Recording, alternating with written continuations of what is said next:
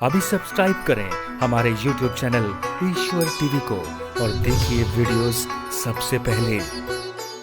अब पलकें किसकी नहीं झपकती? हमारी तो झपकती हैं। अब ये तो उनका स्थान है जिनकी पलकें नहीं झपकती। तो पलकें देवताओं की नहीं झपकती, देवताओं की पलकें नहीं झपकती, देवताओं के रोम नहीं बढ़ते, दाढ़ी मूछ नहीं आते।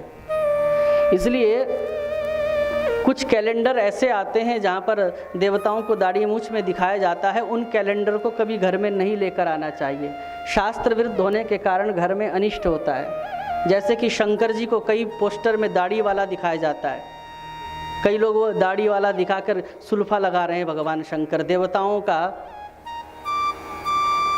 परिहास किया जाता है, इस प्रकार से विरोध करना चाहिए। यहाँ तक कि ब्रह्मा जी को भी दाढ़ी मूछ नहीं है, ध्यान से सुनना।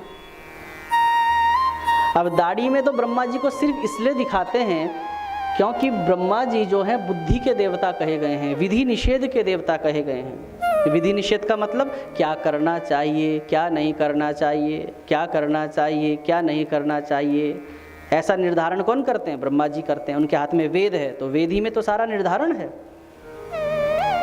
तो ब्रह्मा जी बुद्धि के देवता हैं, और बुद्धि कैसी होनी चाहिए? बूढ़ी होनी चाहिए, परिपक्व ज्ञान, विवेक जिसे कहते हैं। तो ब्रह्मा जी बुद्धि के देवता हैं, इसलिए उनकी एक कल्पना कर देते हैं बूढ़े के रूप में। अन्यथा ऐसा नहीं कि बूढ़े के रूप में उनकी दाढ़ी भी है, मूछ भी है, नहीं। बोलो राधे राधे। तो जिनकी पलकें नहीं झपकती उनका जो स्थान है, जिनको तो देवताओं में पलकें नहीं झपकती और उनके श्मश्रु अर्थात रोए नहीं आते, दाढ़ी मूछ नहीं आते।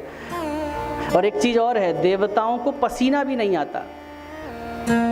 देवता लोग मनुष्यों के सामने इसीलिए नहीं आते क्योंकि देवताओं से पसीने की गंध बिल्कुल भी सहन नहीं होती, इसलिए वो मनुष्य के पास नहीं आना चाहते। लेकिन उनको आना पड़ता है क्योंकि ते मंत्रा ब्राह्मणाधीनम, मंत्राधीनम च देवता।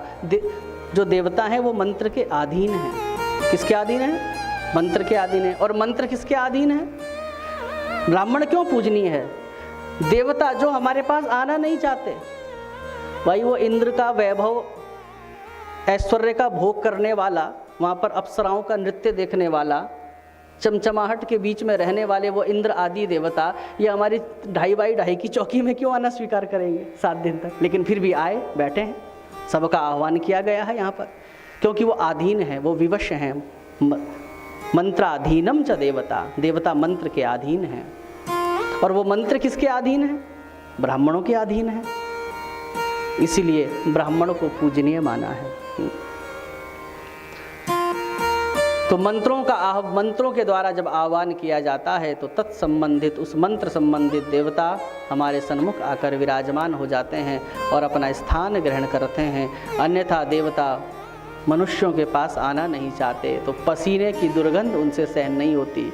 इसीलिए शास्त्र में विधान है, जब पूर्णाहुति हो जाती है ना, पूर्णाहुति के बाद जब पंडित जी को दक्षिणा आदि दे देते हैं तो तुरंत विसर्जन का विधान है, तुरंत देवताओं को विदा करना चाहिए। उसमें बहुत ढिलाई नहीं करनी चाहिए। जैसे ही पूर्णाहुति हुई, कार्यक्रम हुआ, तो तुरंत गच्छ गच्छ सुरश्रेष्ठा, फटाफट उनको विदा कर देना चाहिए।